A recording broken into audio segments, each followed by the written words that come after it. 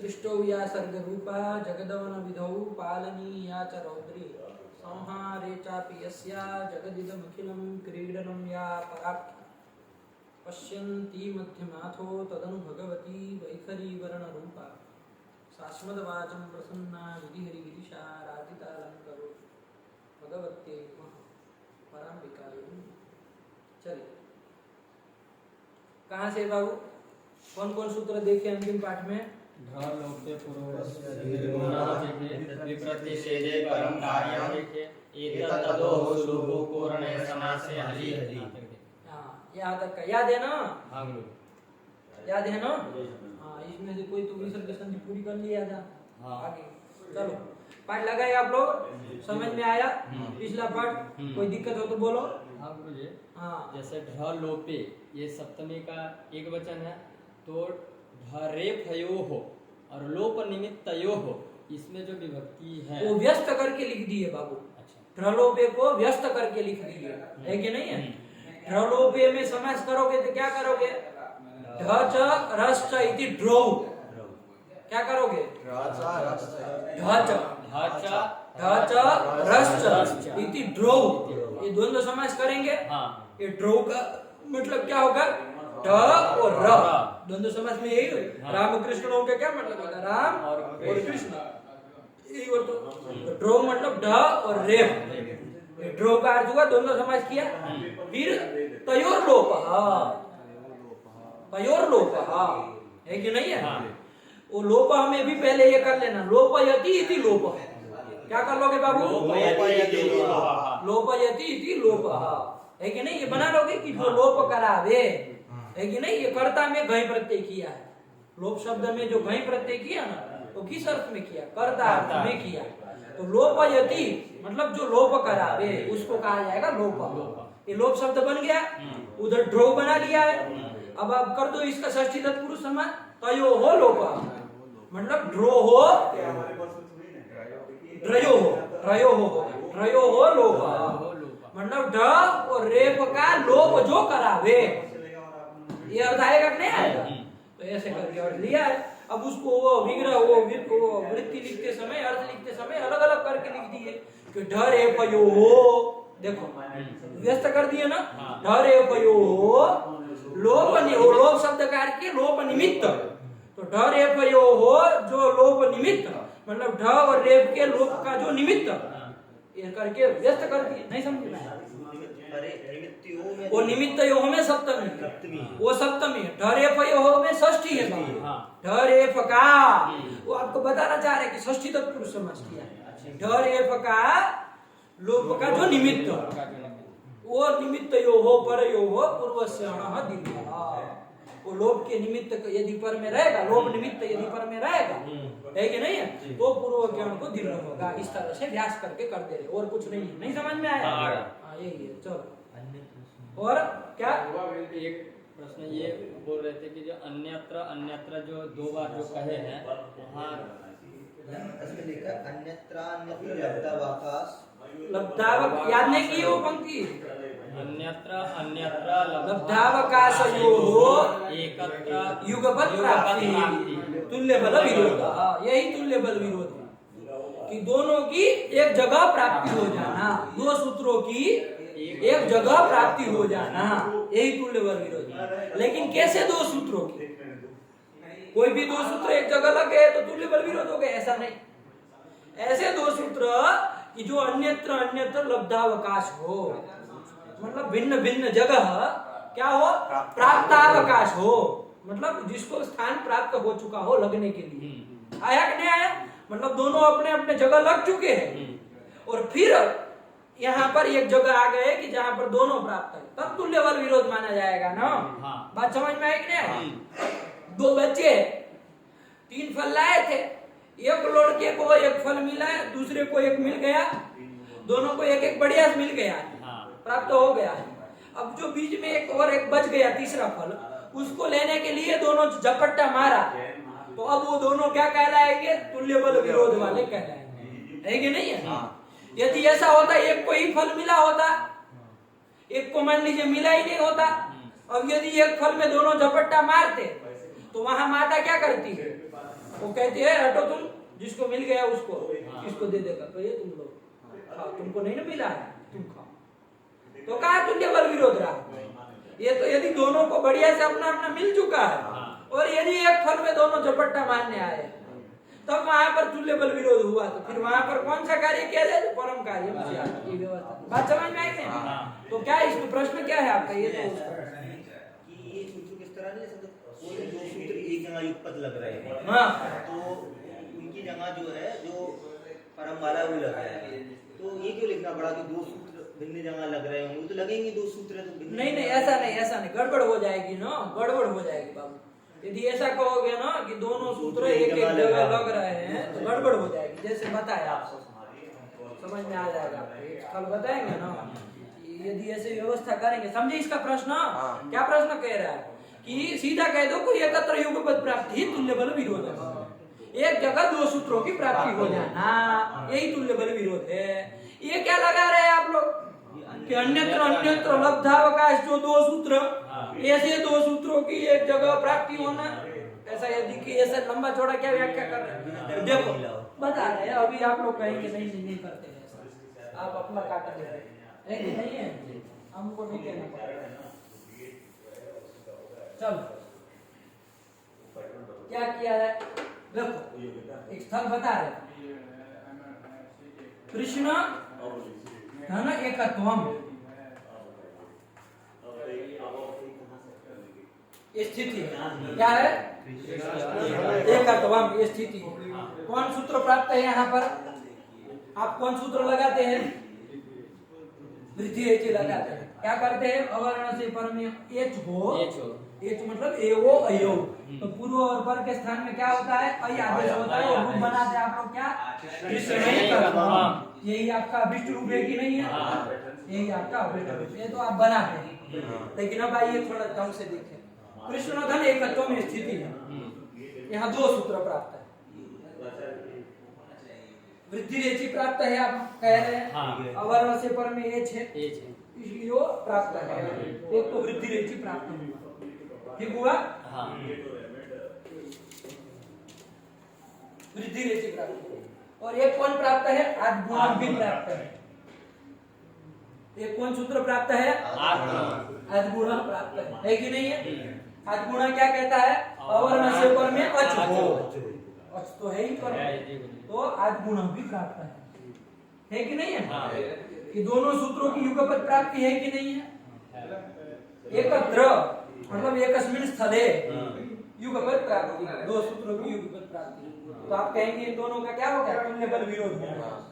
क्या हो गया? हो गया कि नहीं हो गया? आपकी जो व्याख्या है तुल्य बल विरोध की, आप जो कह रहे कि एकत्र युगपत प्राप्ति, दो सूत्रों की एक जगह एक युगपत प्राप्ति, यही तुल्य बल विरोध है। हो गया यहाँ तुल्य बल विरोध। तुल्य बल विरोध यदि होता है तो कौन सा कार्य किया जाए? पर वाला कार्य किया जाएगा। अब देख लो जरा अष्टाध्यायी वो लघु सिद्धांत में देखो, अष्टाध्यायी कहाँ ढूंढने जाएंगे? लघु सिद्धांत में देखो, दोनों सूत्र संख्या देखो, फिर बताए कि पर वाला कौन होता है। कौन सा बोल रहे हो ये तो बताओ। वृद्धि का 88 ठीक, और आद्गुणा का है 6 1 87 ठीक है ना? दो सूत्र है। कौन सूत्र है? अच्छा इधर तो बन ही जाएगा, नहीं समस्या आ रही। इधर तो परतवाद भी कर देंगे तो कौन लग जाएगा? वृद्धि रेचि ही लग रहा है। रुकिए बताया है कि नहीं? ये अपवाद स्थल में गड़बड़ा जाएगा, अपवाद स्थल में गड़बड़ा जाएगा। जहां पर मान लो अपवाद वाला सूत्र पूर्व में है, अपवाद वाला सूत्र कहाँ पर है? पूर्व में है, और सामान्य सूत्र बाद में आएगा, और वहां तुल्य बल विरोध हो जाएगा आपके अनुसार, तो वहां फिर सामान्य सूत्र लगने लगेगा, अपवाद वाला नहीं लग पाएगा। ऐसा हम स्थल आपको दिखाना चाह रहे, थोड़ा अन्वेषण करिए कौन सा बताया है। सूत्र कैसे मदद करेगा? क्या सूत्र कैसे बोलेगा तुल्य विरोध नहीं है? अगर ये बोलना है हाँ वो बताते, वो हम बताते हैं, उसको हम बताते हैं, ठीक है ना? लेकिन पहले ये तो समझो, एक स्तर तो मिल जाए। हम यहाँ पर बताना चाह रहे थे, लेकिन इधर ये हो रहा है कि यहाँ तो फर्क वृद्धि रेचि ही पड़ रहा है, तो लग जाएगा, तो आपको कोई दोष नहीं आ रहा है। चलो एक दूसरा स्थल देखो कौन सा है, इसका जरा अष्टाध्यायी बोलो तो यहाँ से ये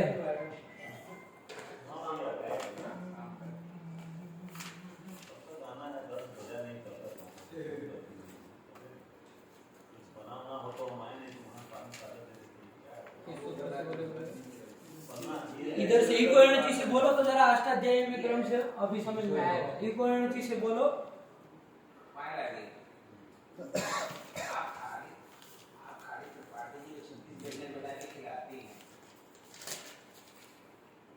इको एनर्जी अष्टाध्यायी मिलेगा, छठवें अध्याय का होगा कहीं। क्या संख्या है बोलो फटाफट। 6 1 77 कहाँ से?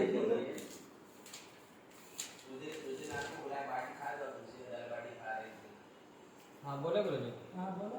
इको यानी पदांतात्वा दीर्घात सब लोगों को निकाल लेने दो, सब लोगों को निकाल लेने दो। सब लोगों को मिला, सब लोग बोले इको एनर्जी से बिना अष्टाध्यायी के व्याकरण पढ़ने आते। चलिए हो गया। इको यानी पदांतात्वा दीर्घात आंगोश्च छेच संहितायां ह्रस्वस्य पीति कृतिकु से छन्दसि बहुलम एक ह्रस्वात् समुद्देः हल व्याघ्रो दीर्घासुदिस्य प्रक्तम हल वीर विक्रस्य लोको व्योर्बली रणोनः धात्वादेः सह पत्तन्नो मास में संयुषण पोषण यज्ञ शकन भुवन नासे छस्त्र वृत्तिषु अचिशीर्षः ये च तत्तिके शीर्षच्छन्दसि अनुदात्तस्य चर्दुपथस्यान्यतरस्यां श्रीजिदृशोर्झल्यमकीति नित्यं स्मयतेः विभेदे हेतु भये प्रजने हीयतेः चिस्फुरणो अपगुरो गुणमूली घीदेश छन्दसि विभाषा लीयतेः मिनाति मिनोति दिनां यकीच सिद्ध्यते तरपारलोकैके क्रीं कीनानो स्फुरते स्फुरत्योर्धि न व्योलिटे आदे च उपदेशे सिद्धि विभाषा परेः यश्च यकीच व्ययः वश्चास्यान्यतरस्यां सिद्धि लिटि वयो यः न संप्रसारणम् अपस्पृद्धेथा ये क्या पढ़ रहे हैं आप? उल्टा पढ़ रहे हैं क्या? अरे मूर्ख राजो यार, सीधा पढ़ना है। कहाँ आप लोग उल्टा पढ़ रहे हैं? उल्टा कहाँ पढ़ना है? अरे ऐसे पढ़ो, आगे पढ़ो। हमने कहा उल्टा अनुवृत्ति थोड़ी ना हम देख रहे हैं कहाँ से किसकी अनुवृत्ति आती है। अरे देखना हमको अपवाद वाले सूत्र चाहिए। देखना पर पूर्व पर ध्यान में आए कोई अपवाद वाला सूत्र देखे ना। आगे एक अपूर्व परियो देखो आ रहा है इको एनर्जी के बाद। हाँ बस वहां से बोलो एक अपूर्व परियो से। अंतादिवच्च सत्त्वतुपुरसिद्धयः आद्गुणः वृद्धिरेचि इत्येतयोर्षु ये मिल गया। एंगी पर रूपम देखो उसी क्रम में आगे है। आगे है, चलो बस हो गया। देखो उपधन एक शब्द दे रहे हैं आपको। उपधन ये धते बताओ कौन सूत्र लगता है? पहले आप लोग बता दो कैसे क्या बनता है, क्या होता है। उपधन ये धते में कौन लगता है? वृद्धि। कौन लगता है? वृद्धि रेखी। अवर्ण से पर में एच है तो वृद्धि हो जाएगी। उसको एक सूत्र बांटता है वृद्धि रेखी को। कौन? एंगी पर रूपम। क्या सूत्र है? एंगी पर रूपम। आया कि नहीं आया? एंगी पर रूपम। ये क्या कहता है कि अवर्णांत उपसर्ग हो, उससे पर में एंगादि धातु हो, तो पूर्व पर के स्थान में क्या होता है? पर रूपम एकादेश होता है। मतलब उप का उप देखो अवर्णांत उपसर्ग है कि नहीं है? उप और उससे पर में एंगादि धातु है। एंगादि धातु तो पूर्व का अ और पर का ये इन दोनों के स्थान में क्या हो जाएगा? पर रूप ये आदेश हो जाएगा और रूप क्या बन जाएगा? उपेधते। ऐसा बनना चाहिए। आया कि नहीं आया? लेकिन और एक सूत्र आता है, उसका भी हम बात। कौन आता है बाबू? एत्य धत्युत्सु। क्या आता है? एत्य धत्युत्सु। एत्य धत्युत्सु। वो कहता है कि भाई अवर्ण से पर में ये जाति एत धातु हो अथवा तो इन धातु हो, तो पूर्व पर के स्थान में क्या होता है? वृद्धि रेखा आदेश होता है। तो अवर्ण से पर में एत धातु मिल गया कि नहीं मिल गया? है कि नहीं, उसमें भी एजादी मिल गया। तो पूर्व और पर के स्थान में पूर्व करके और पर करके इन दोनों के स्थान में क्या आदेश होगा? वृद्धि एकादेश। वृद्धि एकादेश कौन होगा? आ आई ओ में से कौन सा होगा? आई होगा। वही अंतरतम पड़ेगा ना। तो रूप क्या बनता है? उपय धते। तो साधु रूप है बाबू उपय धते। कौन सा है बाबू? उपय धते। उपय धते ये आपका क्या है? साधु रूप है। यही सही रूप है, ठीक है ना। आप लोगों ने इतने दत्तुत्सु में तो जो लड़के रहे होंगे पाठ में उनको पता होगा, उस समय ये सारी बातें बताई थी, ठीक है ना। लेकिन फिर भी आज प्रश्न आया तो बता दे रहे। तो उपय धते बनता है, उपधान ये धते में इतने दत्तुत्सु लगा करके उपय धते बनाते हैं, ठीक है। लेकिन अब आइए हमारा प्रकृति, यहाँ पर एंगी पर रूपम की प्राप्ति है कि नहीं है? एंगी पर रूपम की प्राप्ति है कि नहीं है? अवर्णांत उपसर्ग से पर में एक आदि धातु हो तो सब मिल रहा है। तो पर रूप एकादेश ये होना चाहिए, ये भी प्राप्त है। ये के दत्तुत्सु प्राप्त है ही, और ये के स्थान में आई प्राप्त है। तो कौन सा किया जाए? दो को एक ही स्थान में दोनों की युगपत प्राप्ति होगी कि नहीं होगी? अब कौन सा किया जाए? हमको तो अभिष्ट है एक के दत्तुत्सु लगे और रूपे धते बने, ये हमको अभिष्ट था। लेकिन आपके अनुसार चले और तुल्य बल विरोध की व्याख्या कर दे। क्या कर दे? एकत्र युगपत प्राप्ति ही तुल्य बल विरोध। एकत्र एक ही जगह युगपत प्राप्ति होना, ये क्या है? तुल्य बल विरोध है। ऐसा यदि अर्थ कर दे तुल्य बल, तो देखो यहाँ तुल्य बल विरोध हो गया कि नहीं हो गया? एक ही स्थल में दो की प्राप्ति हो गई। तो कौन सा काम किया जाए? तुल्य बल विरोधी सती कौन कार्य किया जाए? पर वाला काम किया जाए। जरा दोनों के अष्टाध्यायी संख्या बोल दो। इंगी पर रूपम की क्या है? ये इंगी पर रूपम का 6वें अध्याय का प्रथम पाद का 94 ठीक। और एक के दत्तुत्सु कहाँ का है? ये 6वें अध्याय का प्रथम पाद का है 89 मतलब 89। ऐसा अंडरवर्ड बोलेंगे कि समझ में नहीं आया। चलो आया। तो ये है दोनों सूत्र। अब कौन सा तुल्य बल विरोध है सती कौन सा किया जाएगा? बताओ। परम कार्यम से आपने कहा, पर वाला कौन है बताओ? इंगी पर रूपम लगेगा। ये रूप बन पाएगा आपका? नहीं। ये गड़बड़ हो जाएगी। बात समझ में है कि नहीं? नहीं समझ में आ गया? बढ़िया से ठीक हुआ। इसलिए अब हम तुल्य बल विरोध की व्याख्या ये खाली नहीं करेंगे कि एकत्र युगपत प्राप्ति, क्या कहेंगे? अन्यत्र अन्यत्र लब्धावकाश हो। अलग अलग जगह दोनों प्राप्तावकाश होने चाहिए, लब्धावकाश होने चाहिए, दोनों को स्थान मिले हुए होने चाहिए। फिर यदि युगपत प्राप्ति होती है तो क्या होगा? यहाँ पर क्या माना जाएगा? तुल्य बल विरोध माना जाएगा। अब जब ये करेंगे तो इन दोनों का तुल्य बल विरोध है ही नहीं। तुल्य बल विरोध यहाँ होगा ही नहीं। कैसे नहीं होगा? तो एंगी पर रूपम देखो बाबू, वो ये एत्य दत्तुत्सु कहाँ लगता है बाबू? उपधन एधते में लगता है कि नहीं लगते हैं? लेकिन वहां पर एंगी पर रूपम टांग अड़ाने आ जाएगा। ऐसी कोई जगह हमको बताओ एत्य दत्तुत्सु लग जाए, है कि नहीं है? एत्य दत्तुत्सु लग जाए, एंगी पर रूपम न लगे, ऐसी जगह बताओ।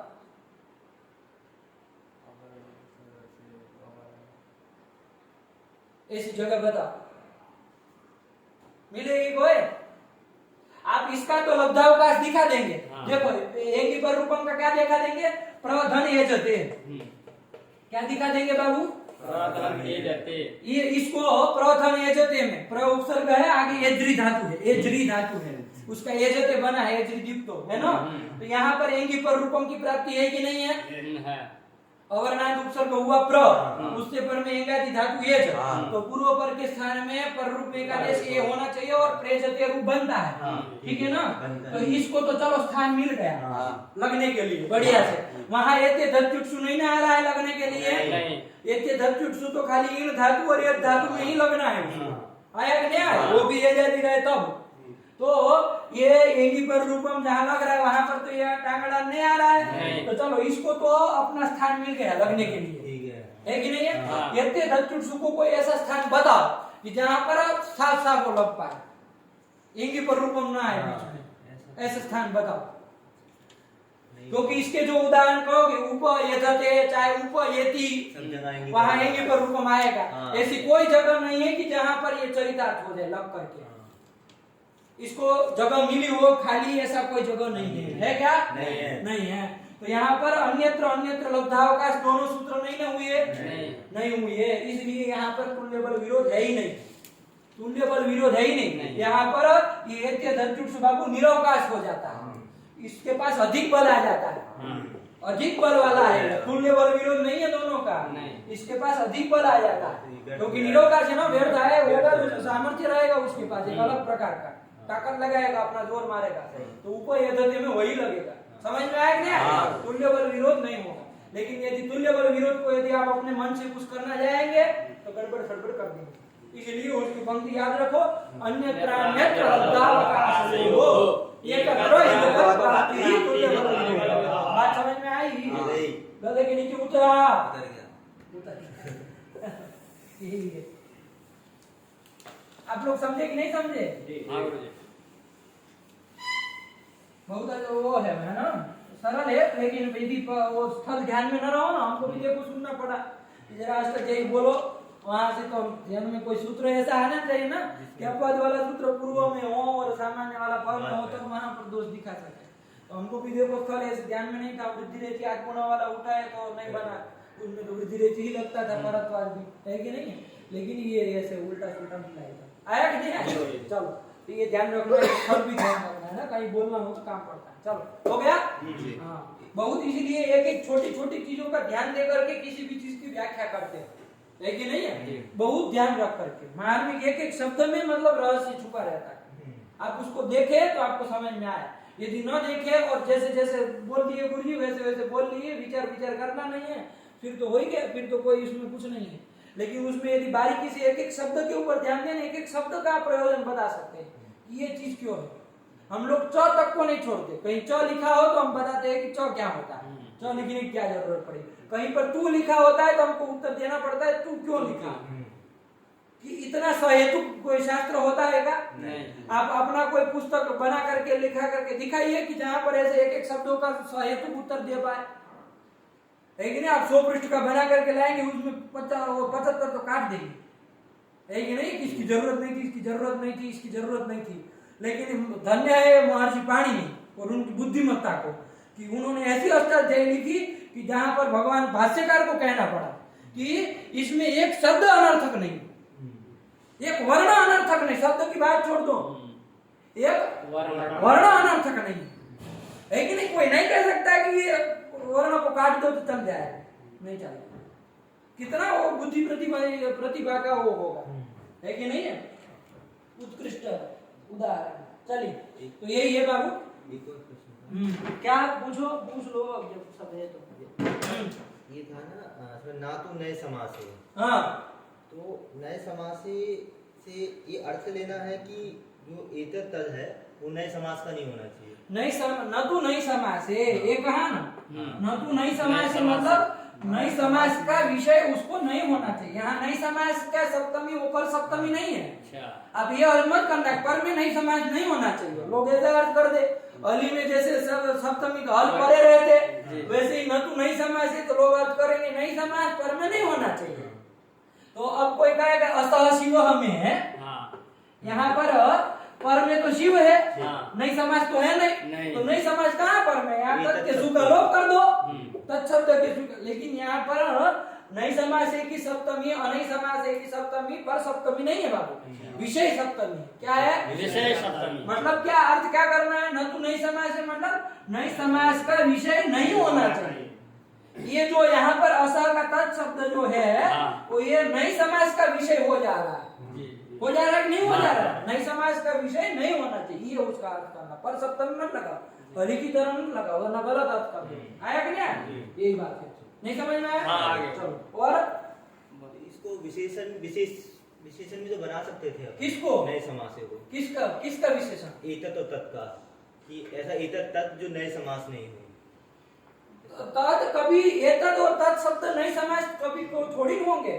नई समास तो इस पूरे का नाम, नई समास ये पूरे को नई समास कहा जाएगा, ये पूरे को इसका नाम नई समास है। एक सूत्र आएगा, है कि नहीं? जो इसकी क्या नाम कर देगा? नई समास इसका नाम रख देगा, है कि नहीं? समास प्रकरण पढ़ेंगे तो आएगा। तो अब यदि कहे कि तत्शब्द जो नई समास न हो तो तत्शब्द कहाँ नई समास होता है? तत्शब्द तो कभी नई समास होता ही नहीं है, तो हम कैसे ये तत्त होगा वो कर नहीं कर सकते। इसलिए हमको क्या कहना पड़ा कि नई समास का विषय नहीं होना चाहिए। मतलब नई समास यदि जो पूरा है उसमें घटक या प्रविष्ट तत्शब्द नहीं होना चाहिए, ये अर्थ इसलिए करना पड़ा। नहीं समझ में आया? और कुछ हो गया आपका? चलिए चला है। कौन सूत्र है? तो ये सब सूत्र हम लोगों ने बाबू देख लिए, ठीक। चलिए अब यहाँ पर ये जो एतत् तदो हो सुलोको कोर नहीं समासे हली, इसका अर्थ क्या कर दिए बाबू? अककारयोः एतत् तदो यः सुस्तस्य लोपो हलि न तु नहीं समासे, यही अर्थ कर दिया ना। इसके पूर्व में भी दो सूत्र आए, वो सब बढ़िया से लगे हैं बाबू। अब कोई विप्रतिषेध में समस्या नहीं ना है, कोई बिल्कुल संदेह मत रखना है कि नहीं। यदि संदेह रह गया तो फिर पढ़ा क्या? यदि दिमाग आपका रुक गया कहीं पर तो फिर क्या पढ़ा आपने? पढ़ने का मतलब तो यही ना कि सारे संदेहों की निवृत्ति हो जाए, संदेह रहित हो जाए, दिमाग एकदम फ्रेश रहे। वो संदेह है ना, दिमाग को कूड़ा कचरा भरता जाता है, फंस जाता है, फिर जम लगने लगती, ये सब नहीं करना। चलो हो गया प्रकृत अनुसरण, तो ये कर दिया। इसमें का अर्थ किया बाबू अपकारयो हो ये तत्तदो हो। तो देखो बाबू ये तत्तदो हो में षष्ठी थी कि नहीं थी? ये तत्तदो हो, ये तत्तदो हो। उसका सूत्र में पद था बाबू अको हो। कौन पद था? अको। यही सूत्र में पद था ना, ये तत्तदो हो सुलोपो अको हो अनेक समासे हली, सूत्र में तो अको पद था ना। इसी अको का अर्थ क्या लिख दिया वरदराचार्य ने? अककारयो हो ऐसा अर्थ लिख दिए। लेकिन अब कैसे कर दिए भाई? अको का अककारयो हो कैसे कर दिए? क्या इसमें काम किया गया है? क्या अर्थ किया गया इसमें? अको हो में हमको तो ऐसा नहीं कुछ समझ में आया। अककार रहित हो, अककारयो हो, क्या कर लिए? तो देखो बाबू यहाँ पर कौन समास किया है? बहुरी समास किया है। एक आपको स्थल बताते हैं, आप लोगों को समझ में आ जाएगा। किसी को कहा है वो अपुत्र, क्या कहा जाए बाबू? अपुत्र। इसका दो अर्थ हो सकता है, ये समास का ही है ना बाबू, खेल है। अच्छा। एक शब्द अलग अलग अर्थों को बता देता है कि नहीं है? एक ही शब्द अलग अलग अर्थों को बता देता है कि नहीं? जैसे वो समास वो लड़कों को पढ़ा है तो उनको बताया था हमने, है कि नहीं है? उन लोगों को ऐसे ही यहाँ नहीं पहुंचे पंचसंधि खत्म होने, वो सब करके आए हम। समाज उसका जब प्रकरण हो चुका है कि नहीं, लोगों को लगता है पंचसंधि हुई, लेकिन पंचसंधि नहीं, हम उधर खींच लिए सब, है कि नहीं है? तो ये जो है ना वो किया, क्या किया बाबू? समास। समास से वो अर्थ तो एक दृष्टांत उनको दिए थे। जैसे एक है ना भिखारी था, एक भिखारी था, रास्ते पे जा रहा था भिक्षुक आदमी, सामने से राजा की सवारी आई, तो भिक्षुक ने वो राजा के सामने कहा कि तुम और मैं दोनों बराबर है। राजा के सामने हाथ उठा क्या कह दिया? हम दोनों बराबर है, तुम जो हो वही मैं हूँ। तो राजा कहा कैसे वे?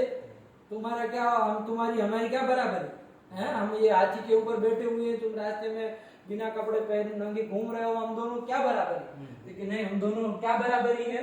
तो वो कहे कि हम दोनों लोकनाथ है। क्या है बाबू? लोकनाथ है, लोकनाथ। हाँ, लोकनाथ हो बहु अपी, हम दोनों लोकनाथ है। तो राजा कहा कैसे भाई लोकनाथ हम कि दोनों कैसे हो सकता है?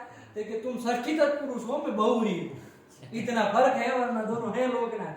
तो देखो षष्ठी तत्पुरुष करेंगे तो अर्थ क्या होगा? लोकस्य नाथ। तो लोका नाम नाथ, लोकस्य नाथ। लोक का मतलब संसार का, लोगों का, नाथ मतलब स्वामी, वो तुम हो। तो ये कौन समाज किया? षष्ठी तत्पुरुष। तो तुम षष्ठी तत्पुरुष है कि नहीं है? और मैं क्या हूँ? मैं बहुरी हूँ। कैसे? तो लोक नाथ यस्य, लोक है स्वामी जिसका, ऐसा मैं हूँ। लोक है स्वामी जिसका, ऐसा मैं हूँ। बात समझ में आई नहीं आई? नहीं अर्थ समझ में आया? बहुरी की तो क्या अर्थ आया? लोक नाथ यस्य, लोक मतलब ये समाज, नाथ मतलब स्वामी है जिसका, ऐसा मैं आया कि नहीं आया? तो बहुरी अर्थ किया तो मेरे परक हो जाएगा लोकनाथ शब्द, और षष्ठी तत्पुरुष करेंगे तो राजा के परक हो जाएगा। तो हम दोनों बराबर है, लोकनाथ हो वो भी, है कि नहीं है? कितना बढ़िया बात बताई।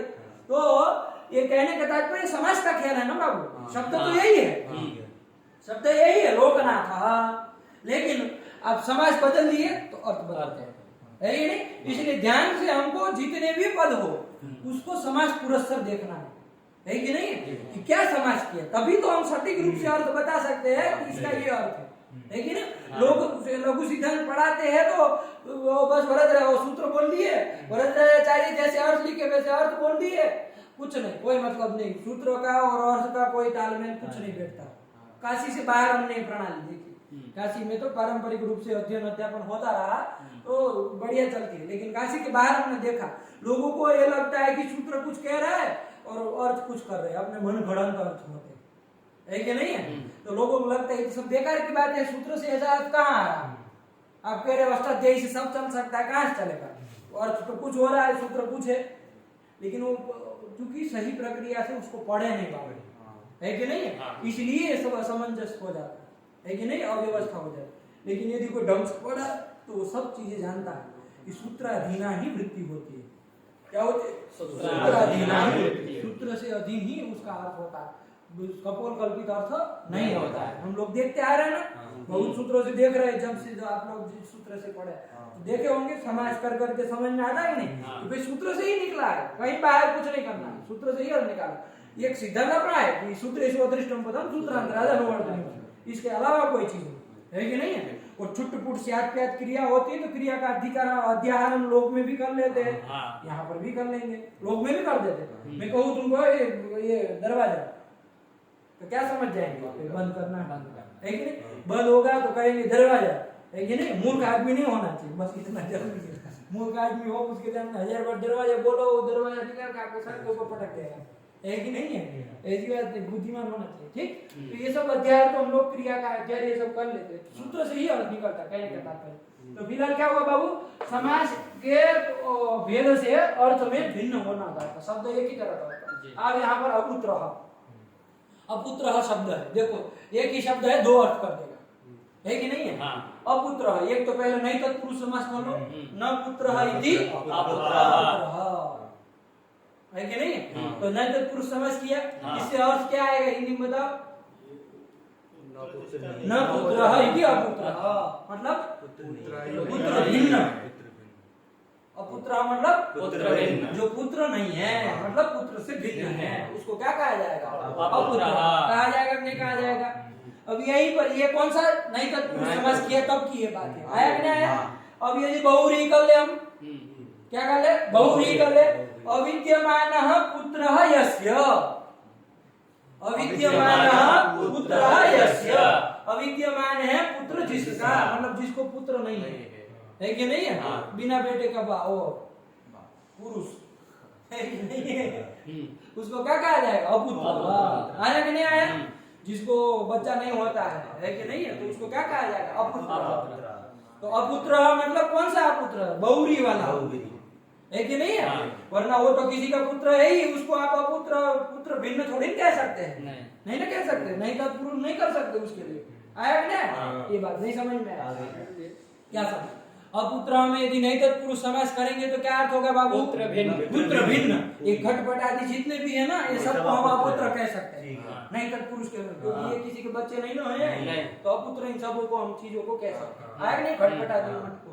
लेकिन वो करे यदि अविद्यमानः पुत्रः यस्य, आया कि नहीं, अविद्यमानः पुत्रः यस्य, कि अविद्यमान है मतलब नास्ति, पुत्रः यस्य, जिसका पुत्र नहीं है, उसको क्या कहा जाएगा, अपुत्र। तो जो होती है ना संतान रहित जो होते हैं उनको अपुत्र कहा जाएगा। बात समझ में आई नहीं, तो शब्द वही है लेकिन अर्थ बदल जाते हैं। ये चीज समझ में आ रही है, नहीं समझ में आ रही है। तो यहाँ पर भी अपोहो किया है, अपोहो है कि नहीं है, अपोहो ऐसा किया ना।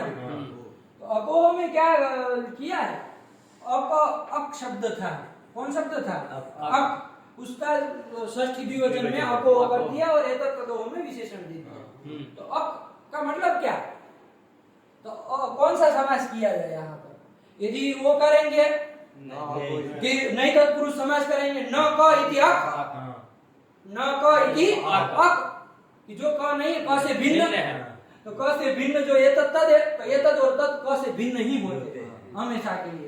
फिर आपका विशेषण का कोई मतलब ही नहीं, बेकार हो जाएगा, है कि नहीं है। तो उष्ण मन्नी माने की तरफ हो जाएगा, गर्म मन्नी को ले, उसका कोई मतलब नहीं, विशेषण की सार्थकता नहीं होती ऐसी जगह में, है कि नहीं। तो ये गलत हो, इसलिए कौन सा मानना पड़ेगा हमको, बहुव्रीहि। क्या करेंगे? अविद्यमान हो क यस्मिन अथवा यस्य, जो भी करो षष्ठी सप्तमी दोनों कर सकते हैं। अच्छा।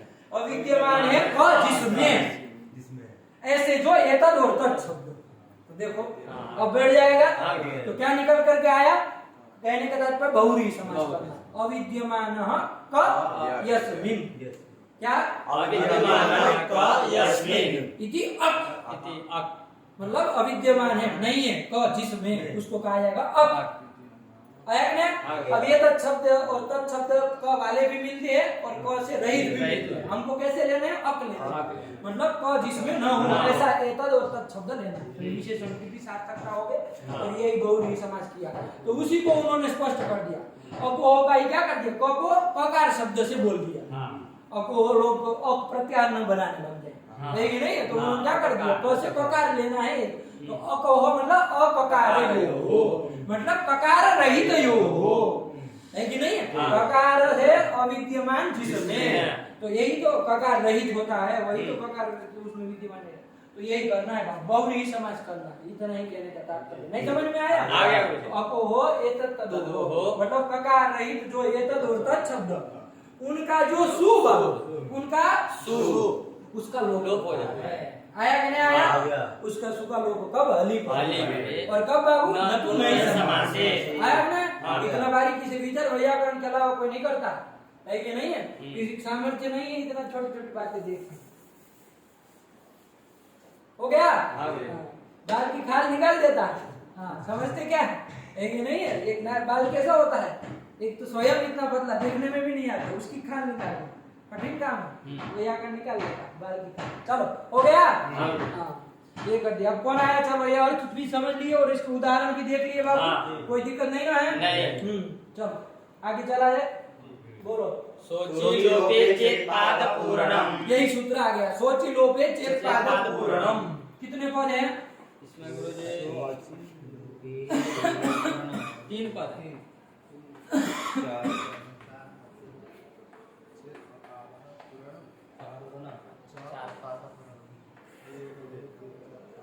सस अचि चेत् पाद पूरणम, कितने पद है? 4 पद है। तो फिर 4 पद है, कहाँ 3-3 कर रहे हो? किसको काट दिए? सोची को। सोची लोपे, 5 हो गए। सोची लोपे, एक और छूट गया, देखो। सोची लोपे चेत् पाद पूरणम, इतने पद है। कितने हैं? 5 पद है। आया कि नहीं आया? सस अचि लोपे चेत् पाद पूरणम, ठीक हो गया? चलिए अभी अष्टाध्यायी में कहाँ का है? थोड़ा बोल लो हल्के से। ये गुरुजी 6-1-134, 134 का है, ठीक है ना? चलो कोई नहीं, कोई कहीं से अनुवृत्ति लाने की जरूरत नहीं, सूत्र से ही अर्थ हो जाएगा, ठीक? सस अचि चेत् पाद पूरणम, लोपे पाद पूरणम। चलो क्या ये इसका परिचय करो, पद परिचय। सस कहाँ का लग रहा है? प्रथमा एकवचन लग रहा है, जैसे ददत का ददत बनता है, भृभृत का भृभृत बनता है, सरित का सरित बनता है, वैसे सस का सस प्रथमा एकवचन में लग रहा है। देखो बाबू ये षष्ठी में हमको करना है, सस का षष्ठी में करोगे तो क्या रूप बनेगा बाबू? ददत का षष्ठी एकवचन में क्या बनता है? ददतः। वैसे सस का षष्ठी एकवचन में क्या बनेगा? सस का बनाना है ना, सस, यही बनेगा ना। अरे षष्ठी एकवचन में कौन आता है? सीधा दिमाग लगाओ, सस जो है उस षष्ठी एकवचन में कौन लाते हैं? सस शब्द से घस लाते, घस का आस बजता है, तो मिला तो क्या बन जाता है? सस।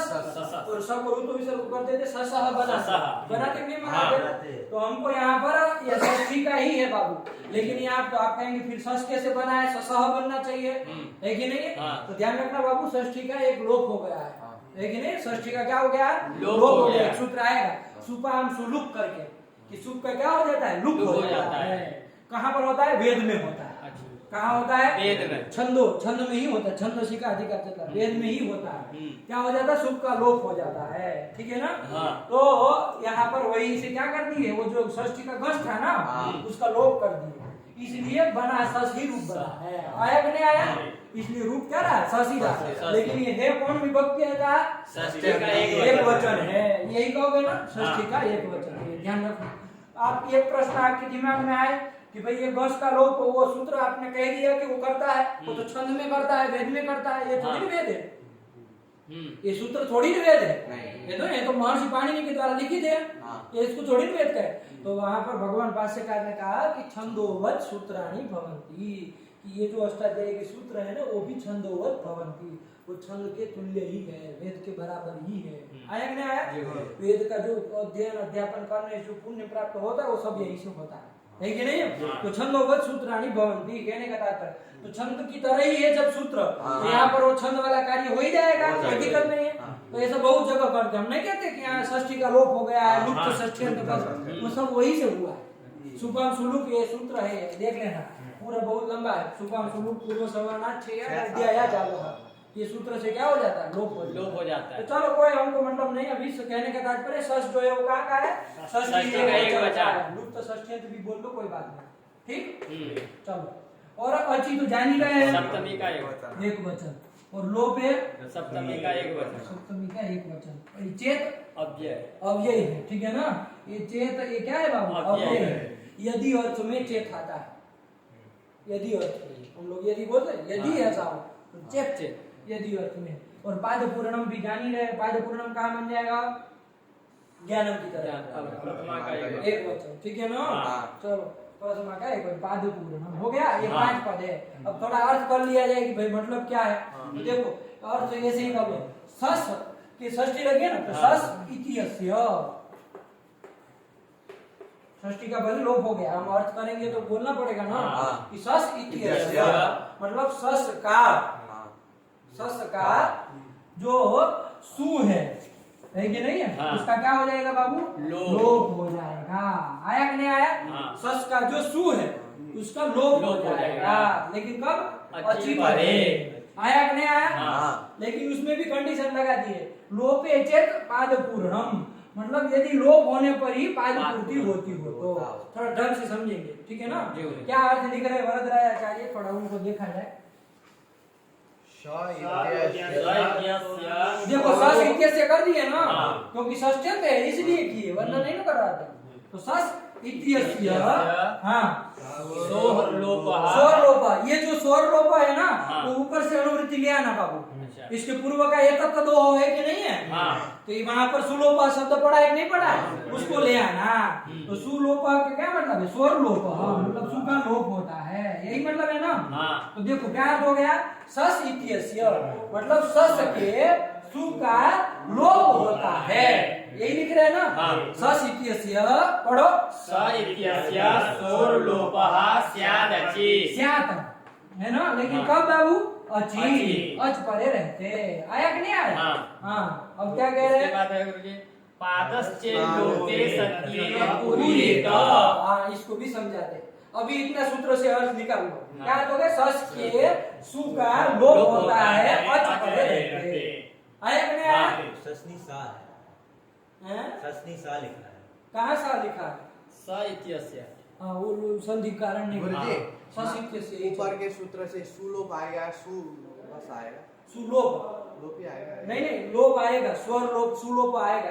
यहाँ जो सूत्र में लोपे पड़ा है ना उसका अलग काम है, उसका आगे देखो अर्थ में कर रहे हैं। वो लोपे तो बाबू सप्तम्यंत है ना, सूत्र में हमारा पड़ा, हमको तो प्रथमांत चाहिए। सु का लोप होता है तो उसके लिए प्रथमांत चाहिए ना। सूत्र में प्रथमांत पड़ा है? नहीं पड़ा। सूत्र में सप्तम्यंत है, जिसका अर्थ हम आगे उत्तरार्ध जो करेंगे उसमें देखेंगे, ठीक है ना?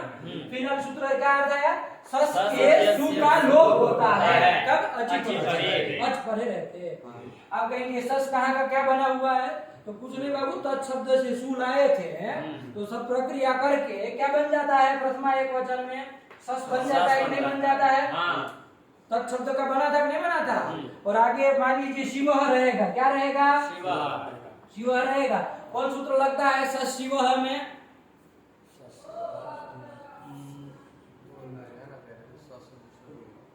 सस जो रू लगेगा, हाँ ये नहीं लगेगा। सोची लोपे चेत पाद पूर्णम, सस के सु का लोप हो नहीं, क्यों नहीं होगा? के पूर्ति में अच पर में नहीं है, लंट है वो पाद की पूर्ति। अभी समझाया ही नहीं, घंटा तुमको समझ में आएगा? सीधे सीधे जो चीज है उसमें देखो ना, अच पर में नहीं है। कहाँ तुम भाग रहे हो मूर्ख तरीके? इधर कहाँ अच पर में नहीं लगेगा। लेकिन तुम्हारा दादा पहले सूत्र गया था कि नहीं गया था? अभी इसके पहले कौन सूत्र गया? उसी का उदाहरण लिखे है। क्या कहा था वो? ककार रहित यदि तत् शब्द हो उसका जो सु उसका लोप होता है हर पर तो नहीं कर देंगे लोप। हाँ। किससे? सोची लोपे चेत पादक पूर्ण। ये देखो पूर्ण लंड तुम्हारा बाप बोला है कि अच परे रहते सु के सस के सा का लोप होता है। अच का मतलब समझते हो? यहाँ अच पर में है तुम्हारा लंड तरीका, तो कहाँ सोची लोपे से करने चले? होगा? हम खाली आपको पुराना वाला सूत्र का वो याद दिला रहे कि सस तत्शब्द के प्रथमा के एक वचन में बनता है। इसके लिए देखिए अब इसको चढ़ गया दिमाग में कि गुरुजी इस सूत्र के नीचे लिखिए, इसी का उदाहरण होगा। किससे लोप होगा? इसी सु का स का लोप हो जाता तो क्या रूप बन जाता है? बनाया था कि नहीं बनाया था? तुम्हें दल जाने पहले उस सूत्र में ये सब विष्णु सशंभु शिवाना बनाया, शंभु बना दिया तो कौन सा 3 मार दिया? अरे हाल ही तो पर में है सशंभु बनाया नहीं बनाया? हाँ। अब ये सूत्र आ रहा है कि वो सस का जो सु मतलब तत् शब्द का प्रथमा एक वचन में सस बनता है, ये दिमाग में आया कि नहीं आया? अभी तो आपको लग रहा था कि सस कहाँ बनता है, लेकिन तत् शब्द का बनता है। कल भी हम लोग देखे थे वो जो सस प्रथमा एक वचन में बना है उसमें ये जो स है ये सु का स है, इसका क्या हो जाता है? लोप हो जाता है। लेकिन कब होता है? अच परे रहते। वो सूत्र कब कर रहा था? ये कहता है अच परे रहते भी होता है, ये कह रहा है। समझ में आया कि नहीं आया? अच परे रहते करता है, लेकिन इसने कंडीशन लगाई बाबू लोपे चेत पाद पूर्णम, ये लगाई है लोपे चेत पाद पूर्णम। आया ना? मतलब लोप करने से ये सु का लोप करने से यदि पाद पूर्ति होती हो तो, लोप करने से पाद पूर्ति होती हो तो, पाद पूर्ण होता हो तो। ये पाद कहाँ आते जानते हैं? पाद मतलब क्या चीज है? पाद मतलब चरण।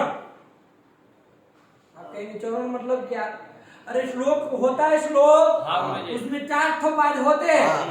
जैसे हम बोलते हैं क्या? गुरु ब्रह्मा गुरु विष्णु, ये एक पाद हुआ। फिर गुरुदेवो महेश्वर, ये दूसरा पाद हुआ। फिर गुरु साक्षात परम ब्रह्म, ये तीसरा पाद हुआ।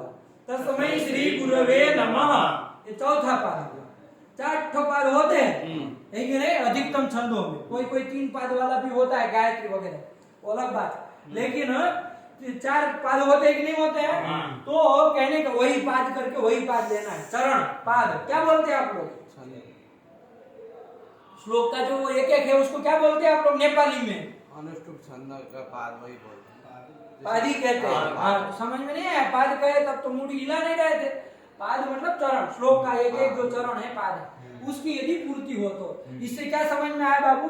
ये सूत्र कहाँ लगेगा? श्लोक में ही लगेगा। ये सीधी सीधी बात आ गई, इतनी चीज निकल गई, है ही नहीं? क्योंकि लोप करने से पाद पूर्ति होती हो तो सस के सौ का लोप होगा, अच परे रहते। ये कर रहे, इसका मतलब ये सूत्र श्लोक के अलावा कहीं वाक्य में तो लगाना ही नहीं। आया कि नहीं?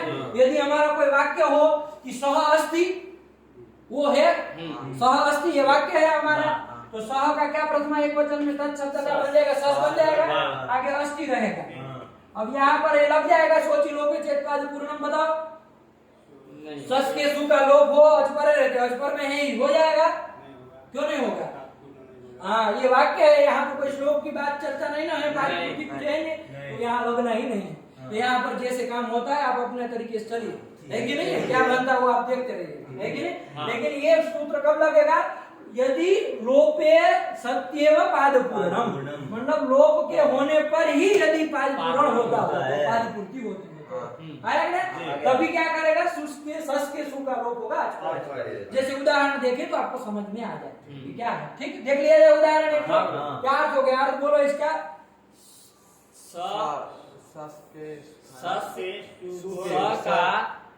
का जो सु है, स का सु कहाँ है? स का सु क्या होता है? हैं?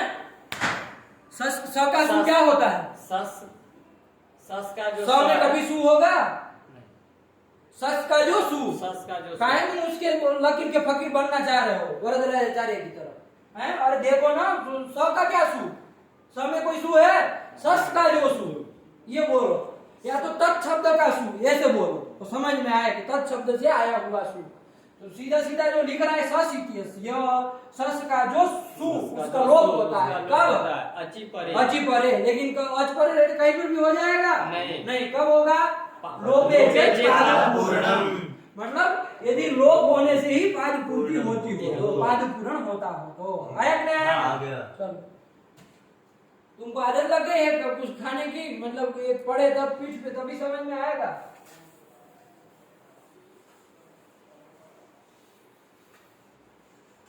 उदाहरण देखिए एक तो, हाँ देखो क्या है, सस येष दाशरथी रामः।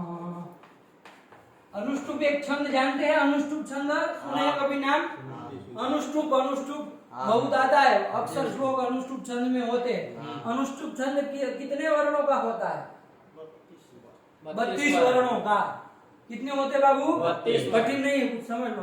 32 वर्णों का होता है। अब वो अनुष्टुप में 4 पाद रहेंगे तो अब वो डिवाइड करके बता दो, एक पाद में कितने आएंगे? 8 आएंगे। तो एक पाद में 8 हो और चारों पाद के मिलकर के 32 वर्णों का जो श्लोक हो उसी को हम लोग अनुष्टुप श्लोक कहते हैं, अनुष्टुप छंद वाला श्लोक कहते हैं। बात समझ में आई? उसी अनुष्टुप छंद के श्लोक का एक चरण, एक पाद आपके सामने लिखा हमने, सस एष दाशरथी रामः। क्या लिखा? सस एष दाशरथी रामः। ये समझ में आ रहा है? सस एष दाशरथी रामः है कि नहीं? मतलब वही है, दाशरथी राम है। दाशरथी मतलब दशरथ के पुत्र, दशरथ के पुत्र राम यही है कि नहीं है? सस एष दाशरथी रामः। अब इसमें जरा देख लो, ये अनुष्टुप छंद का एक पाद है। क्या है बाबू? एक पाद है, एक चरण है। अनुष्टुप छंद के एक पाद में, एक चरण में कितने वर्ण आने चाहिए? 8 आने चाहिए। अब देख लो इसमें 8 है कि नहीं है? 8 है कि नहीं जरा देख लो। देखो इसमें गिनो, तो गिनना चालू करो, कितना है? सब अपने अपने बताओ कितना है, तब गिनो। इसमें वर्ण से बाबू ये व्यंजन मत गिनना बाबू। ये जो छंद में गिना जाता है ना, स्वरों को ही गिना जाता है, व्यंजनों को नहीं गिना जाता है। ध्यान देना। देखो हम गिना रहे हैं, आप लोग ध्यान दीजिए, फिर पकड़िएगा। एक हो गया, ये तो व्यंजन है, इसको नहीं गिना जाएगा। 2 गिनते चलिएगा, 3 4 5। ये इसके नीचे लिख रहा है, मतलब स्वर को ही गिन रहा है। तुमको कुछ खोपड़े में पड़ रहा है कि नहीं पड़ रहा है? व्यंजन को मत गिनना। 5 फिर ये रह का और 6, दाशरथी का ये 7, रा का 8 और म का 9। कितने हो गए? 9 हो गए। अनुष्टुप छंद में एक पाद में 8 वर्ण आते हैं ना बाबू, इधर तो 9 हो गए। पाद पूर्ति नहीं ना हो रही। अब क्या करना पड़ेगा हमको? हम अब करेंगे, ये सूत्र लगाएंगे, सोचि लोपे चेत् पाद पूर्णम, कि सस के सु का लोप होता है। सस के सु का लोप होता है कब? अच परे रहे तो, है कि नहीं है? तो देखो ये अच पर में है कि नहीं है? ये इसे सस के जो सु है इसका क्या कर देंगे? लोप कर देंगे। आया कि नहीं आया? तो लोप, लेकिन लोप कब कर सकते हैं? कि लोप करने से यदि पाद पूर्ति होती हो तो। आया कि नहीं आया? तो देखो अभी देखेंगे होती है कि नहीं होती है। अब ये सस का स गया, लोप हो गया, इस सूत्र से। अब कौन सूत्र लग जाएगा? स ये स में कोई संधि हो जाएगी? क्या हो जाएगा? स ये स आगे है, वृद्धि रेच। क्या बोला तुम? पहले क्या बोले? पहले क्या बोले? वृद्धिरादेश बोलो ना। गलती को भी तो करो, तो कम से कम पुरुषों की भांति गलती करो, नपुंसकों की तरह गलती भी क्या करना। अरे जब गलती करके बोलना ही है तो फिर ऐसे बोलो कि सामने वाले सुधार सके। अब ऐसे नाक में इसकी तरह घुस करोगे तो कहां से कोई गलती भी सुधारेगा? यही मरते दम तक यही गलती करते रहोगे वृद्धिरादेश की। अरे जोर से गलती कर दो तो हम आपको अभी सही कर देंगे ना, एक जरूरत है गाली, फिर कभी बोलोगे नहीं वृद्धि रेची में। चलो तो वृद्धि रेची लग जाएगा। अवर्ण से पर में एच हो तो पूर्व पर के स्थान में वृद्धि रेखा देश होता है, तो अ ए के स्थान में क्या हो जाएगा? आई हो जाएगा। तो क्या बन जाएगा? सही। सही दास, ये सब को इधर मिला लो। सही दाशरथी रामः, ये हो गया कि नहीं हो गया? अब देखो स का लोप करके हमने संधि कर दी तो सही से बन गया। अब देखो कितने हुआ? ये लोप करने से अब पाद पूर्ति हो रही है कि नहीं हो रही है? तो ये एक इधर हो गया, ये दो हो दो गए, हो ये गए। कम हो गया बाबू, सीधी बात है, आगे गिनना क्या, जी। इधर ये कम हो गया ना, हम्म। नहीं हो गया? हाँ। तो अब पाद की पूर्ति हो गई, मतलब 8 वर्णों का ये आपका अनुष्टुप छंद का एक पाद की पूर्ति हो हो गई, गई। वरना ज्यादा हो जा रहा था ना, हाँ। 8 वर्ण मतलब 8 वर्ण हाँ। एक चरण में होने चाहिए, 9 हो जा रहे थे लोप यदि नहीं करते तो, हाँ। लेकिन लोप करने से क्या हो रहा है, ये पाद की पूर्ति हो जा रही है। तो लोप ये चेत पाद पूर्णम यदि अस्ति चेत सस के सु का लोप होता है, आज परे रहते हैं, इसलिए करते, नहीं समझ में आ गया गुरुजी। नहीं आया, आ गया। ठीक है, ठीक हुआ, हाँ। हो गया क्लियर एकदम? हाँ। क्या तुमको नहीं समझ में आया? आ गया। क्या आया बताओ? सोची लोपे के तारा पूर्णम से हल्का लोप हो गया, हल्का लोप हो गया, सु का लोप हो गया, हाँ। होने पर घबराओ मत, आराम से बोलो। स और ए में वृद्धि हो गया, सही हो गया। सही से दास रथी राम, देखो लिखा है ये उदाहरण, हाँ गुरुजी। सही से दास दास रथी रथी राम, क्या राम। लिखा है? सही सदा सती राम। मतलब क्या है इसका, ये वही ये दास रथी राम है, अब उसका अर्थ जो भी होता हो यही होता है, सरल है कुछ नहीं, लेकिन ये अनुष्टुप छंद का एक चरण है, पाद है, जिसकी पूर्ति तभी होती जब सस के सु का लोप करते हैं। बात समझ में आई कि नहीं आई? हाँ। यदि ये सूत्र नहीं लगाते, हाँ। इससे लोप नहीं करते, तो क्या होता जरा देख लिया जाए, तब समझ में आए पाद पूर्ति उसके बिना नहीं ना होनी चाहिए। नहीं। सस ए ये स। सब। हाँ, ऐसा होता है, तो अब बताओ क्या होता कार्य, यदि ये सूत्र न लगता तो क्या होता, जरा ये सूत्र मान लीजिए नहीं है, थोड़ी देर के लिए सोची लो पे चेत पाद पूर्णम, तो क्या होता है यहाँ पर, सस ऐसा ये स्थिति है, चलो ये तब तो दो हो सुलोपो को नहीं समाज से लग जाएगा ना, नहीं लगेगा, क्यों नहीं लगेगा? हाथ पर में हल पर में नहीं है, ठीक है ना, इसलिए उसको लगना नहीं, तो चलो कौन लगेगा वही बताओ, चलो प्रक्रिया बोलो, क्या मुंह ताक रहे हैं? बोलो, सस जुसो रू से रू हो जाए, वही एक लड़का हिम्मत करता है, बाकी सब नपुंसक बैठे हैं पीछे। हाँ ये समझ लो, कौन सी जगह में पैदा हुए हैं आप ही समझिए, कहाँ कहाँ से पहुंच गए व्याकरण पढ़ने के लिए, वो लड़का एक बोलने की हिम्मत रख रहा है, आगे बैठा, बाकी सब पीछे लट्टू है कि नहीं, किसी का सामर्थ्य ही नहीं है कि वो इसको सहन कर पाए। चलो तो क्या होता है, सस जुसो रू से पदांत सबको क्या होता है, रू होता है, ठीक है ना, क्या होता है बाबू, रू आदेश। रू हो जाएगा, रू का र बचेगा, चलो सर ए सौ, अब क्या होगा, खरवसानी और विसर्जन यहाँ लगेगा, नहीं। खर पर में नहीं ना है, नवसान पर में है, तो वो तो लगना नहीं है, तो चलो कौन लगेगा, अतोर और प्लुता के प्लुते लगेगा, नहीं। क्यों नहीं लगेगा, पर पर में नहीं है, असीचा लगेगा, नहीं। क्यों नहीं लगेगा, पर में नहीं है। उसे लगना नहीं, तो कौन लगेगा, चलो बताओ। इसके बाद भी एक सूत्र आया था ना कोई, कौन, अरे रू को काम करने वाले और भी सूत्र है कि नहीं, असीचा के बाद भी, ये सब याद करते हैं तो सब मूर्ख बनने के लिए।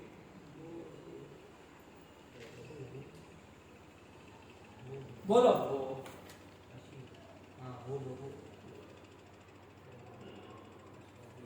वो भगो अगो पूर्वस्य योषि। क्या कहा था वो, अवर्ण पूर्वक भगो पूर्वक अगो पूर्वक अवर्ण पूर्वक, है कि नहीं है? हाँ, इसमें से पूर्वक यदि कौन होगा, रू होगा, तो देखो यहाँ कैसा है, अवर्ण पूर्वक रू है कि नहीं है, तो इसको क्या हो जाए, यह आदेश हो, लेकिन कब, अस्पर में, देखो अस्पर में नहीं है, तो फिर बोला करो, जब आ रहा है तुमको नहीं आता सूत्र, उठता नहीं है, तो फिर बोले तो नहीं, डर लगता है, तो फिर बोला करो, जब आ रहा है तो गलत होगा तो क्या हो जाएगा, तो क्या हो जाएगा, रू को यह हो जाएगा, तो क्या हो जाएगा बाबू, सही एस, वो कहाँ हो जाएगा इधर, अरे अवर्ण पूर्वक रू को यह आदेश हो जाएगा, तो सही एस। चलो अब कौन सूत्र लगेगा बताओ, अब जब ये तो जगह प्रक्रिया देखी हुई है तो फिर सब जगह पता होनी चाहिए, फटाफट फटाफट चलना चाहिए।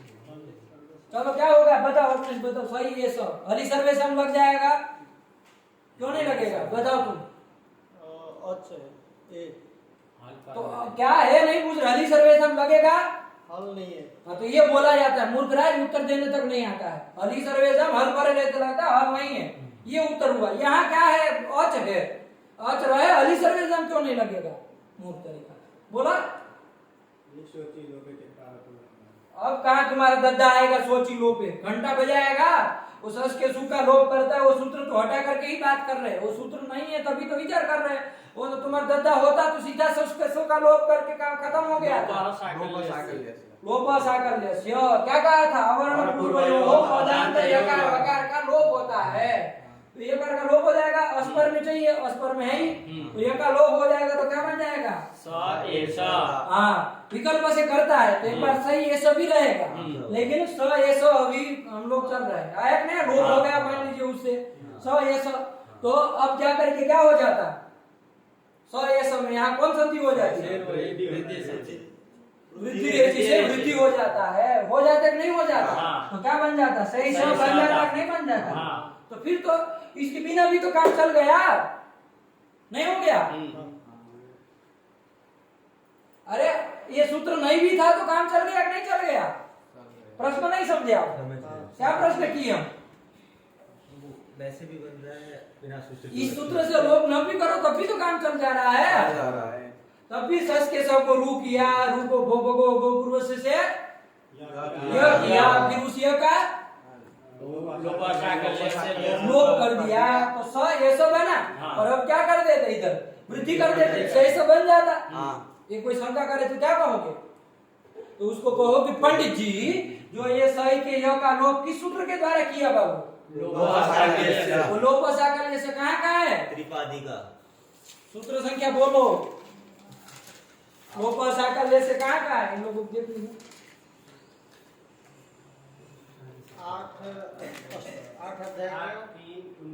8-3-19 का है कि नहीं है, चलो 8-3-19 का यदि यह का लोप करेगा, सुनो अभी जरा मुस्टंडो नहीं मिला तो ये 8-3 का यदि लोप करेगा इधर यह का, तो अब जो आपका ये वृद्धि रेचि है, वृद्धि रेचि त्रिपादी का है, अभी हमने देखा था 6 में आता है, तो वो यहाँ पर यह का लोप देख पाएगा नहीं, क्योंकि उसकी दृष्टि में तो त्रिपादी असिद्ध है ना, सपा सप्ता ध्यान प्रति त्रिपादी असिद्ध, तो त्रिपादी असिद्ध हो जाएगा, है कि नहीं, तो उसको यहाँ वृद्धि रेचि को यहाँ क्या दिखाई देगा, यह दिखाई देगा, तो जब यह दिखाई देगा वो वृद्धि कर पाएगा, नहीं कर पाएगा, तो अलग अलग ही रहेगा।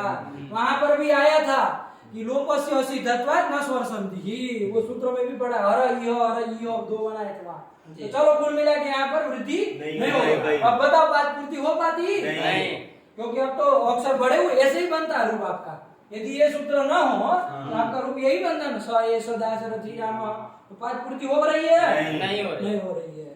इससे यदि सुस के सु का लोप करे, इससे यदि सस के सु का लोप करे, है कि नहीं है, क्योंकि ये सूत्र आपका है सपाट सप्ताध्यायी का ही है, तो इसके द्वारा जो लोप होगा सु का वो तो सब देखेंगे ना, ये तो असिद्ध है नहीं, तो इसको सब देख पाएंगे, तो इसका स का लोप हो जाने पर इस सूत्र से जब स का लोप हो जाएगा सु का, तो अब यहाँ पर संधि हो जाएगी और रूप बन जाएगा सही से दासरथी राम, नहीं समझे, दासरथी थी में थी दीर्घ है, हाँ अभी पहले इतना समझो, ये तो होता ना पता लंठो को और लगे सब सीता की बारात में चल रहे, अभी इधर राम का किस्सा कहानी कुछ मालूम ही नहीं है, इसको राम और सीता के कुल परंपरा को जानना है मूर्ख राजों को, इधर आया कुछ समझ में खोपड़े में घुसा, क्या समझे बताओ, सस का जो सु है उसका लोप हो जाता है, अची परे रहते, अच परे रहते,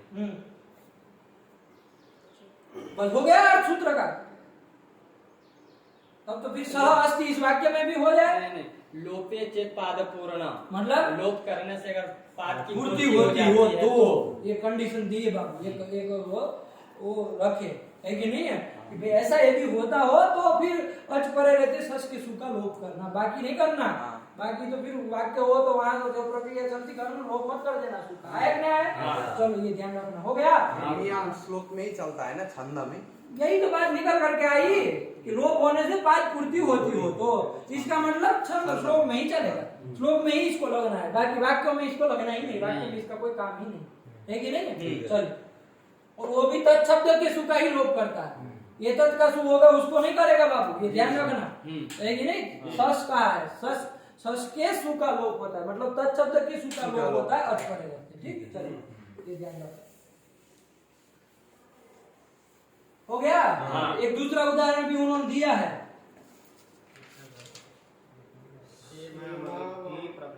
हाँ बोलो इसको सस, इसका सस है कि नहीं? हाँ। फिर आगे आए इमाम।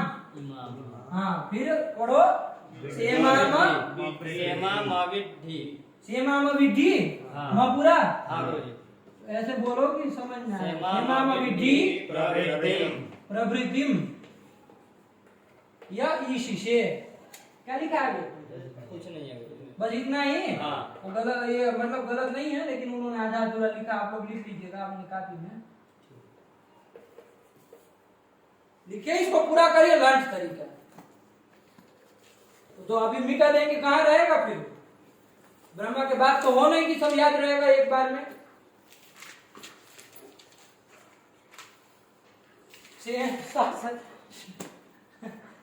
इमाम विद्धि प्रवृत्ति में यही चीज।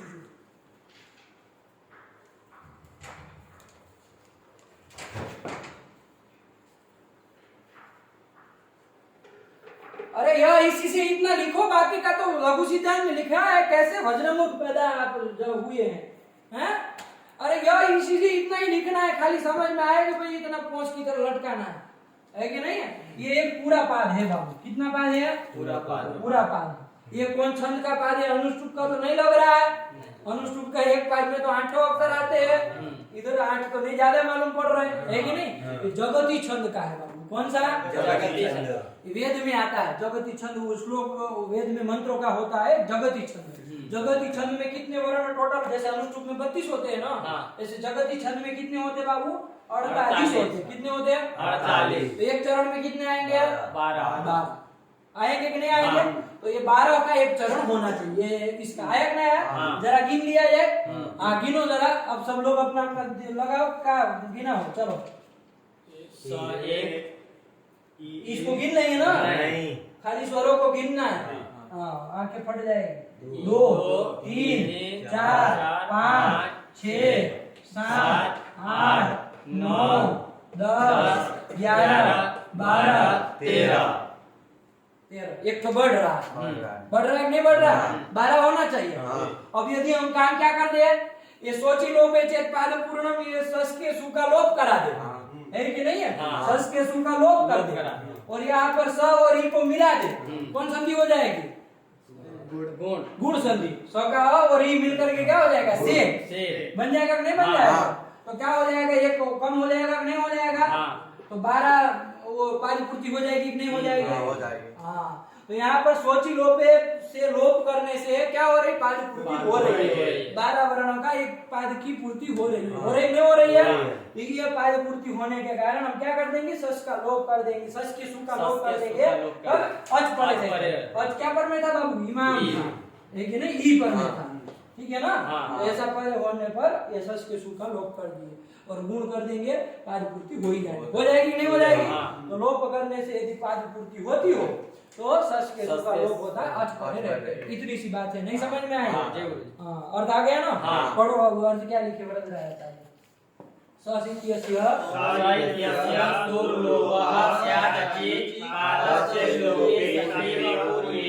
इसको लगा पादश्चेन लोपे सत्येव पुरीयेत, मतलब पादः पुरीयेत। कब? लोपे सत्येव, लोप के होने पर ही इस सूत्र से लोप हो और ये तभी पाद की पूर्ति यदि होती हो, तभी पादः यदि पुरीयेत चेत सस के सु का लोप होता है, अच परे रहते। आया कि नहीं? नहीं समझ में आया? यही कह रहा। चलो आगे बढ़ो। अच्छा पहला उदाहरण यही था। हाँ इसमें ध्यान रखना बाबू, यह इसी से आएगा वरना आप लोग गड़बड़ा जाएंगे। अब ये नहीं लिखा होगा यह इसी से, तो कैसे समझेंगे कि कौन सा छंद का है और कितने वर्णों का बनाना है? कम बेसी कब समझ में आएगी? जब पूरा पाद आपके सामने रहे तभी ना। इसलिए लिखा है। ठीक है ना? चलो आगे बढ़ो। हाँ ये दूसरा हो गया। ये श्लोक का दे दिए, जगती छंद का, एक अनुष्टुप छंद का दे दिए। ठीक है ना? दोनों का एक एक पाद रखा और उदाहरण दे दिया कि सस के सु का लोप हुआ, अच परे रहते। सेमा में विद्धि में अच कौन पर में था? अच था गुरुजी एसा का ए। किसका पूछे हम? सेमा में विद्धि ई था पर। हाँ ई था, फटाक से बोले है ना? और शेष दाशरथी में कौन अच पर में था? ए था। आया कि नहीं? तो आज के पर रहते सस के सु का लोप कर दिए। तो स ईमान और स ये सब है ना, एक जगह गुण किया, एक जगह वृद्धि किया, सीमाम एक जगह बन गए, एक जगह सही से बन गया, और पाठ की पूर्ति दोनों जगह हो गई। एक जगह जगती छंद की पाठ की पूर्ति और एक जगह अनुष्ठित छंद के पाठ की पूर्ति। इस तरह से हो गया। हो गया? चलो आगे पढ़ो, क्या लिखा? इति विसर्ग संधि है। इति विसर्ग संधि, ये विसर्ग संधि इसी के साथ परिसमाप्त हो गई। अब लोग लगा करके आना, नहीं समझ में आया तो कल पूछना, ठीक है? चलिए आगे क्या है? इति पंच संधि प्रकरणम। ये 5 संधि का प्रकरण खत्म कर दिया है कि नहीं? पंच संधि प्रकरणम आया कि नहीं आया? इधर भी एक शंका लास्ट में होती है कि भाई 5 संधि आप लोग बताइएगा, हम आपको रख दे रहे खाली कि कितनी संधि आप बताइए अभी लघु सिद्धांत में। संज्ञा प्रकरण के बाद बताए बाबू हज संधि, फिर विसर्ग संधि। कितनी संधि आप बताइए? 3। 3 बताए। लिख क्या रहा है? इति पंच संधि। बड़ा विचित्र है, ये 5 संधियां इसमें कौन आ गए हैं? 5 संधियां कौन आ गए? बोलो ना, बोलना हो तो लड़कियों की तरह क्या नाक में खुचुर कर रहे हो? अयादि संधि। अयोधि संधि तुम्हारे दद्दा कौन आयादी, कौन सूत्र से होने वाली? ये तो यावा से है, हाँ वो अच्छंधि नहीं है। नहीं उसके अंदर अच्छंधि है कि नहीं है? तो अच्छंधि कह के आ गया, अब कहाँ आयादी अलग से गिन रहे हो? 3 ये पूरा। तो फिर 3 ही संधि हुई। तुमको पता है 5 संधि? बताओ। अब तो बैठ गए खड़े नहीं होंगे वापस चलो बैठ गए, फिर निश्चिंत हो जाए। हो गया? चलिए रखा जाए पाठ। तो ये कर दिया, लेकिन आप लोग देखिएगा, है ना? लास्ट में हम एक अपनी ओर से रखे, विचार करके आइएगा। ठीक, चलिए करिए समापन। सदा शिव समारंभाम तथा पाणि मध्यमाम अस्मदाचार्य पर्यन्तां वन्दे गुरु परम्पराम् येनाक्षर समाम्नायम् अधिगम्य महेश्वरात् कृष्णं व्याकरणं प्रोक्तं तस्मै पाणिनये नमः। वाक्यकारं वररुचिं भाष्यकारं पतञ्जलिं पाणिनिं सूत्रकारं च प्रणतोऽस्मि मुनित्रयम्। भगवत्यै नमः, पराम्बिकायै नमः।